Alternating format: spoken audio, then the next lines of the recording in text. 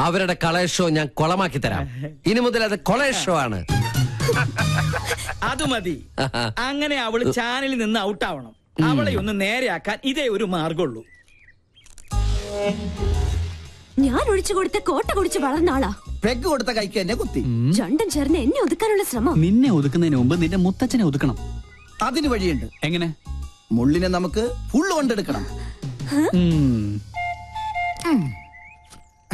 എന്തോ മുൻജന്മ ബന്ധം പോലെ സാറിന് സഞ്ജയ് സാറിന് ഭയങ്കര ഇഷ്ടം. ഇതെന്റെ കയ്യിൽ ഏൽപ്പിച്ചിട്ട് പറഞ്ഞു സുഭിക്ഷമായി അങ്കിളിനെ ഒന്ന് ട്രീറ്റ് ചെയ്യണമെന്ന്. അവൻ തറവാടിയാ. ഇവനും ഞാനും.